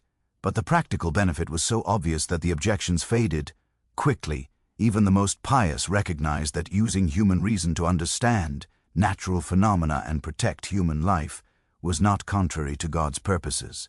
He also invented bifocal glasses, allowing people to see both near and far without changing spectacles. He invented the flexible urinary catheter to help his brother John, who suffered from bladder stones. He studied ocean currents and created the first chart of the Gulf Stream, helping ships cross the Atlantic more quickly. He developed a phonetic alphabet to make English spelling more logical. He invented a glass harmonica, a musical instrument that Mozart and Beethoven would compose for. Every invention, Chapter 12, the civic architect. Every discovery was motivated by practical benefit. How can we make life better, safer, more comfortable, more efficient? This was Franklin's constant question. By the early 1750s, Benjamin Franklin had achieved more than most men accomplish in a full lifetime. He was financially independent, scientifically renowned, and actively involved in improving his community through the voluntary associations he had helped create. The junto had spun off numerous projects. Franklin had founded America's first subscription library in 1731, allowing members to pull resources to purchase books that no individual could afford. The Library Company of Philadelphia still exists today. He had helped establish Pennsylvania's first fire insurance company using the principle of mutual aid to protect citizens from catastrophic loss. He had organized the Union Fire Company, Philadelphia's first volunteer fire department. He had founded the American Philosophical Society, modeled on the Royal Society of London, to advance scientific knowledge. He had helped establish Pennsylvania Hospital, America's first general hospital, and the Academy of Philadelphia, which would grow into the University of Pennsylvania. In each case, Franklin's method was the same: identify a need, propose a solution, gather others to support it, and implement it through voluntary cooperation. He had a genius for organization and an ability to convince others to contribute to the common good. But as the 1750s progressed, Franklin's attention was increasingly drawn away from science and civic improvement toward politics. The relationship between Britain's American colonies and the mother country was becoming strained, and Franklin would find himself at the center of the crisis that would tear the empire apart and create a new nation. The shift from scientist to statesman was gradual but inexorable. In 1751, Franklin was elected to the Pennsylvania Assembly, the colony's legislative body. It was the beginning of a political career that would last until the end of his life. His first major political project was the Albany Plan of Union, proposed in 1754. Representatives from 7 colonies gathered in Albany, New York, to discuss common defense against French and Indian threats. Franklin proposed that the colonies form a unified government for matters of defense and westward expansion while maintaining their individual identities for local affairs. The plan was visionary, prefiguring the federal, Chapter 13, the diplomat emerges structure that would eventually govern the United States. But it was rejected by both the colonial assemblies, who feared losing power, and the British government, which feared the colonies becoming too independent. Yet the idea had been planted. Colonial unity was possible, even if not yet achievable. In 1757, the Pennsylvania Assembly sent Franklin to London as their agent, tasked with representing colonial interests to the British government. It was supposed to be a temporary mission. Franklin would remain abroad for most of the next 18 years. He sailed from Philadelphia in June 1757, leaving Deborah behind. She refused to cross the ocean, terrified of sea travel. William, now grown and appointed Royal Governor of New Jersey, accompanied his father. They would not return to Philadelphia until 1762, and even then only briefly. London in the 1750s was familiar to Franklin, in from his youthful residence 3 decades earlier, but his circumstances had changed dramatically. He was no longer an anonymous journeyman printer, but an internationally famous scientist and colonial representative. He was welcomed into the best intellectual circles. He dined with members of Parliament, corresponded with leading scientists, and became friends with some of the most influential thinkers in Britain. David Hume, the great philosopher, became a close friend. Lord Sess, Adam Smith, and Joseph Priestley all valued his company and conversation. He was inducted into the Royal Society of London and attended meetings, regularly contributing to discussions on everything from the salinity of seawater to the effectiveness of smallpox inoculation. But his primary mission was political, and here he faced increasing frustration. The British government was beginning to view the American colonies as sources of revenue rather than as self-governing entities within the empire. New taxes and regulations were being considered designed to make the colonies pay for their own defense and contribute to Britain's imperial expenses. Franklin worked to educate British officials about American realities. The colonists, he argued, were loyal British subjects who simply wanted to be treated fairly. They would gladly contribute to the empire's well-being if asked properly, but they resented being taxed without representation in Parliament. His arguments fell on deaf ears.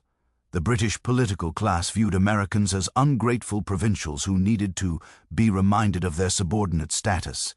In 1765, Parliament passed the Stamp Act, requiring that newspapers, legal documents, and her papers carry a tax. Stamp, purchased from the British government. It was the first direct tax imposed on the colonies by Parliament, and the reaction was explosive.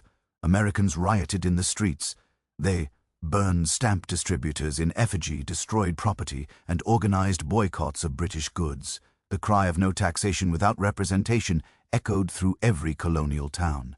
Franklin in London initially thought the colonists were overreacting, but when he testified before Parliament in February 1766, he delivered a masterful defense of the American position. He explained that the colonists distinguished between external taxes, tariffs on trade, and internal taxes, direct taxation of colonial economic activity.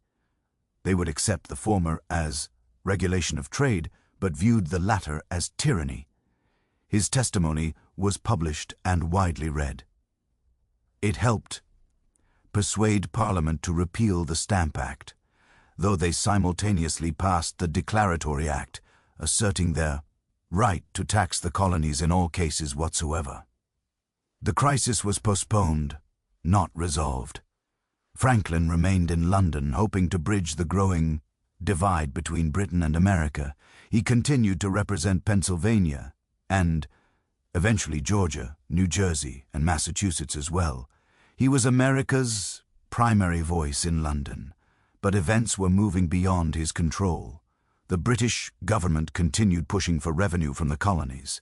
The Townshend Acts of 1767 imposed new taxes on glass, lead, paint, paper, and tea. Again, Americans resisted. Again, boycotts were organized. Tensions escalated. In 70 Sentia, British soldiers in Boston fired on a crowd of protesters, killing 5. The Boston Massacre became a rallying cry for colonial resistance. Franklin watched with growing alarm as the situation deteriorated. He published anonymous essays in British newspapers, satirizing British policy and defending American rights.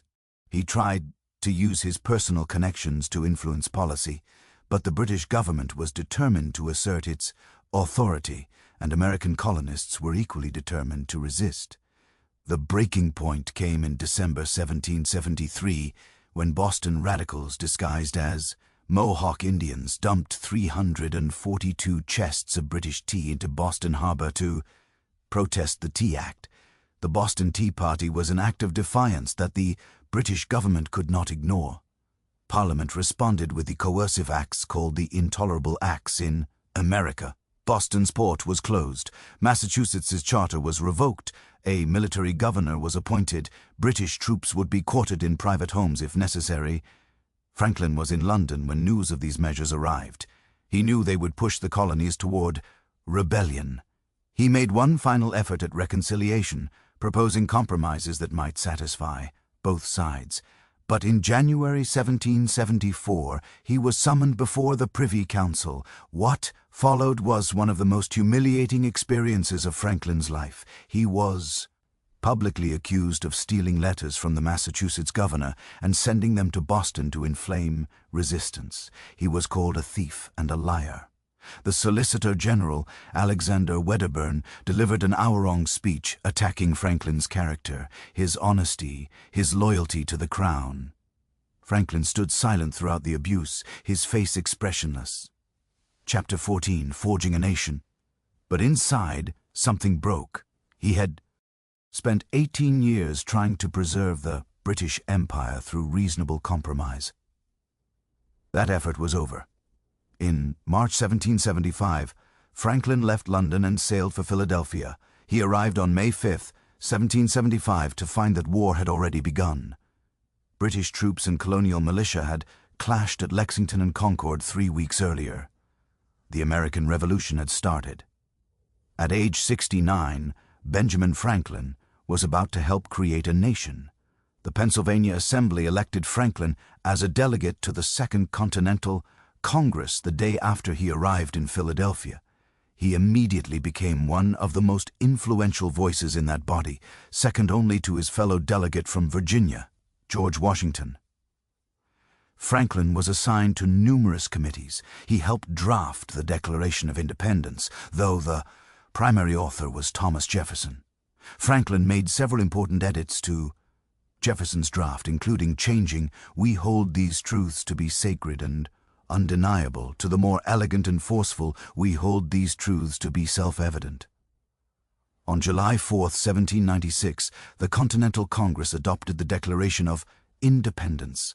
Franklin was one of the first to sign it, affixing his name to a document that declared him a traitor to the British Crown. If the revolution failed, he would hang. But Franklin's most crucial service to the revolution would not take place in America. In September 1776, Congress appointed him commissioner to France, tasked with securing French military and financial support for the American cause. He sailed in October 1776 at age 70, crossing the Atlantic in wartime, risking capture by British warships. The voyage took 6 weeks. He arrived in France in December and immediately set to work on the most important diplomatic mission of his life. The French court was initially cautious. France had been Britain's enemy for centuries, and the prospect of weakening Britain by supporting the American rebels was attractive. That open alliance with revolutionaries was risky. If America lost, France would have wasted resources and antagonized Britain for nothing. Franklin's task was to convince France that America would win, that French support would be rewarded with trade and alliance, and that this was France's opportunity to redress the balance of power in Europe. He approached the challenge with the same practical genius he had applied to everything else in his life. Rather than dressing like a European courtier in silk and powder, Franklin presented himself as a simple American in a plain brown coat and a fur cap. He cultivated the image of the noble rustic philosopher from the New World, wise but unpretentious, natural rather than artificial. The French adored him. Parisian society embraced this charming old man who spoke their language imperfectly but eloquently, who understood their philosophers, and scientists who was equally comfortable at Versailles and in a cafe. Women found him fascinating. Intellectuals sought his conversation. His image appeared on medallions, snuff boxes, and prints throughout Paris. But beneath the charm was serious diplomatic work.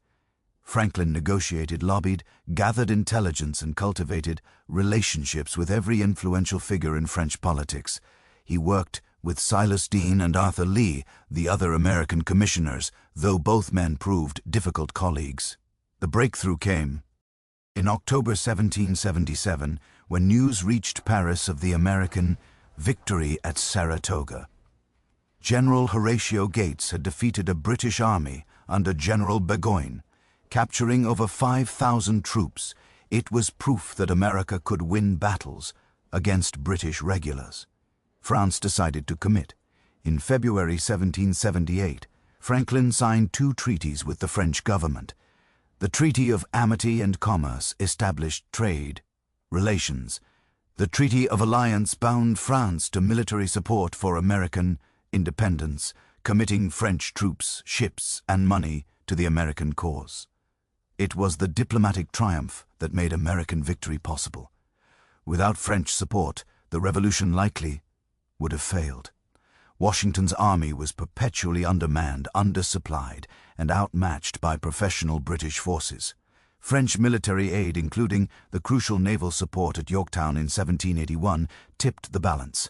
Franklin remained in France for the duration of the war, managing the complex relationship between allies who spoke different languages and had different goals. He secured loans and supplies. He handled prisoner exchanges. He countered British propaganda. He lived in a beautiful estate in Patchy, on the outskirts of Paris, where he entertained constantly and conducted his diplomatic work with grace and skill. He also found time to enjoy himself. He flirted with intelligent French women, including the brilliant Madame Helvetzio, a widow whom he actually proposed to. She declined. He attended salons and scientific lectures. He published essays and invented new devices, including bifocal glasses during this period. In 1781, British General Cornwallis surrendered at Yorktown. The war was effectively over, though peace negotiations dragged on for 2 more years. Franklin was appointed one of the American peace commissioners along with John Adams and John Jay. The Treaty of Paris, signed in September 1783, recognized American independence and established generous boundaries for the new nation. Franklin's diplomatic skill was crucial in securing these terms. He played Britain, France, and Spain off against each other, maximizing American gains while maintaining friendships where possible. At 77 years old, Benjamin Franklin had helped midwife a nation into existence. His diplomatic achievements rivaled any in American history, but he was tired and he wanted, Chapter 15, the final act, to go home. He requested permission to return to America in 1785. Congress granted it reluctantly, as Franklin was irreplaceable in Paris. He said his farewells, received honors from the French court, and in July 1785 boarded a ship for Philadelphia. He would never see Europe again. The remaining 5 years of his life would be spent in the nation he had helped create, contributing to its final founding act. Franklin arrived in Philadelphia in September 1785 to a hero's welcome. Cannons fired salutes, bells rang throughout the city, crowds lined the streets. At 79 years old, after 9 years abroad, he was home. He moved into a house on Market Street that his daughter Sarah and her husband Richard Bache had prepared for him. Deborah had died in 1774 while Franklin was in London, a loss that haunted him, with guilt for not having been there. But his daughter provided a loving household, and his grandchildren brought joy to his final years. He could have retired completely, resting on his extraordinary achievements. But retirement was not in Benjamin Franklin's nature. Almost immediately, he was drawn back into public service. Pennsylvania elected him president of the Supreme Executive Council, essentially governor of the state, a position he held for 3 years. At the same time, he was dealing with painful physical ailments. He suffered from gout, kidney stones, and other afflictions of old age. The kidney stones were particularly agonizing, and he began using laudanum, opium dissolved in alcohol, to manage the pain. Yet in 1787, when Pennsylvania selected delegates to the Constitutional Convention in Philadelphia, Franklin was chosen despite his age and infirmity. He was the oldest delegate present, nearly twice the age of most attendees. The Constitutional Convention met from May to September 1787, tasked with creating a new framework for the federal government, the Articles of Confederation under which the nation had operated since independence were proving inadequate. The federal government was too weak to govern effectively. Franklin attended nearly every session, though he said little during the debates. His physical condition made prolonged speaking difficult, and his voice, never strong, had weakened with age. But when he did speak, everyone listened. The convention nearly collapsed several times over disputes between large and small states, slave and free states, commercial and agricultural interests. The delegates were brilliant men with strong opinions, and compromise seemed impossible. At the crucial moment, when the convention appeared ready to break up without agreement, Franklin delivered a speech that he had written out and asked James Wilson to read on his behalf. The speech was both humble and wise, acknowledging that no one had all the answers, that this Constitution would be imperfect, but that it was the best compromise possible. I confess that there are several parts of this Constitution which I do not at present approve, Franklin admitted, but I am not sure I shall never approve them. For having lived long, I've experienced many instances of being obliged by better information or fuller consideration to change opinions even on important subjects which I once thought right but found to be otherwise. He urged the delegates to doubt their own infallibility and support the document, despite its flaws. His speech helped break the deadlock. Delegates who had been intransigent reconsidered. The Constitution was completed and signed on September 17, 1787. Franklin was one of the signers. His shaking hand guided across the page. He was now the only person to have signed all 4 founding documents of the United States: the Declaration of Independence, the Treaty of Alliance with France, the Treaty of Paris, and the Constitution. As he signed, he looked at the sun painted on the back of the president's chair and remarked to those nearby that throughout the convention he had wondered whether it was a rising or setting sun. But now at length I have the happiness to know that it is a rising and not a setting sun. It was a characteristically optimistic observation from a man who had seen America rise from colonial dependence to independent nation. Franklin's final years were spent largely at home, surrounded by family and visited by admirers from around the world. His house became a pilgrimage site for those who wanted to meet the great philosopher and statesman. He continued writing, working on his autobiography in sections when strength permitted. The autobiography of Benjamin Franklin, though never completed, would become one of the most influential books in American history, teaching generations the value of self-improvement, industry, and practical wisdom. He also turned his attention to one final moral crusade. Having owned slaves earlier in his life, Franklin had gradually come to see slavery as a moral abomination. In his final years, he became president of the Pennsylvania Society for Promoting the Abolition of Slavery. In February 1790, just weeks before his death, he signed a petition to Congress calling for the abolition of slavery. It was one of his last public acts, a reminder that even in his 80 seconds, Franklin was still fighting for human freedom and dignity. By early 1790, it was clear that Franklin's body was failing. The kidney stones caused constant agony. He could barely walk. He spent most of his time in bed reading, receiving visitors, and managing his pain with increasing doses of laudanum.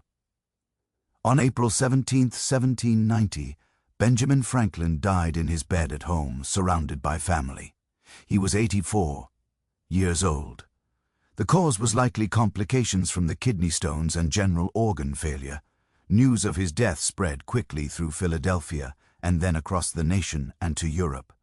The tributes were extraordinary. The French National Assembly declared 3 days of mourning, the first time that body had honored a foreigner. The American Congress wore mourning badges for a month. His funeral, held on April 21st, was the largest Philadelphia had ever seen. 20,000 people, half the city's population, attended. They followed the casket to Christ Church burial ground, where Franklin was laid to rest beside Deborah. His grave marker is simple, as he requested in his will: Benjamin and Deborah Franklin. No titles, no honors, just their names. Visitors still leave pennies on the grave honoring poor Richard's wisdom about thrift. But Franklin had also written his own epitaph decades earlier, a playful meditation on his life and beliefs. The body of B. Franklin printer, like the cover of an old book, its contents torn out and stripped of its lettering and gilding, lies here, food for worms. But the work shall not be wholly lost, for it will, as he believed, appear once more in a new and more perfect edition, corrected and amended by the author. It captured his wit, his optimism, his view of himself as fundamentally a printer, and his hope for something beyond death. Whether he truly believed in the new edition or was simply making an elegant metaphor, we cannot know. But the epitaph was never carved on his tomb. He had asked for simplicity, and simplicity is what he received. The legacy Benjamin Franklin left behind was vast and multifaceted, touching nearly every aspect of American life and extending across the Atlantic to influence European thought as well. As a scientist, his discoveries about electricity transformed human understanding of natural forces. The lightning rod alone saved countless buildings and lives. His fundamental insights about positive and negative charge, about electrical conduction and insulation, laid groundwork for everything from telegraphy to modern power distribution. As an inventor, his practical genius produced devices that made life better. The Franklin stove, bifocals, the flexible catheter, the glass harmonica. Unlike most inventors, he refused to patent his creations, believing that knowledge should be freely shared for the public good. As a writer, his autobiography became required reading for ambitious Americans, teaching self-improvement through discipline and industry. Poor Richard's almanac shaped American values and speech, embedding his wisdom in the language itself. As a civic organizer, he pioneered the concept of voluntary associations working for public benefit. The library, fire company, hospital, and university he helped found in Philadelphia became models copied across America. The idea that citizens could band together to solve community problems without waiting for government or aristocratic patronage was revolutionary. As a diplomat, he secured the French alliance that made American independence possible. His Treaty of Paris established generous boundaries for the new nation. His work in France demonstrated that Americans could hold their own among European sophisticates. As a founding father, he helped draft the Declaration of Independence and the Constitution, contributing crucial wisdom at key moments. His presence lent legitimacy and credibility to American independence. But perhaps his most enduring legacy is as the embodiment of a new kind of human being, the self-made American, born into poverty with no advantages beyond intelligence and determination. Franklin rose to international fame through his own efforts. He proved that in the New World talent mattered more than birth, that practical wisdom could rival classical education, that a tradesman could become a gentleman through virtue rather than inheritance. The values he championed, industry, frugality, self-improvement, civic responsibility, practical innovation, intellectual curiosity became core elements of American identity. The American dream owes much to Franklin's example. He was not perfect. He could be vain, calculating, and manipulative. He neglected his wife, probably fathered an illegitimate child, and owned slaves for part of his life. His relationship with his son William, who remained loyal to Britain during the Revolution, ended in permanent estrangement. But his achievements so vastly outweighed his flaws that even his critics acknowledged his greatness. John Adams, who often disagreed with Franklin and resented his popularity, nevertheless called him a great and good man. Today, Franklin's presence remains inescapable in American life. His face appears on the $100 bill. His name graces streets, schools, and institutions across the nation. The organizations he founded, the Library Company, the American Philosophical Society, the University of Pennsylvania, continue their work. His inventions remain in use. His words are quoted daily, often by people who don't realize they're quoting him. Walk into any public library in America, and you're experiencing Franklin's legacy. The concept of free public libraries supported by citizens for mutual benefit was his innovation. Every fire department staffed by volunteers traces back to his Union Fire Company. Every civic organization working to improve communities follows the model he established with the UNO. Scientists studying electricity stand on foundations he laid. Diplomats practicing practical statecraft can look to his example. Writers seeking clear, vigorous prose can study his style. Anyone attempting self-improvement can learn from his methodical approach. Benjamin Franklin never climbed a mountain, but he drew lightning from the sky.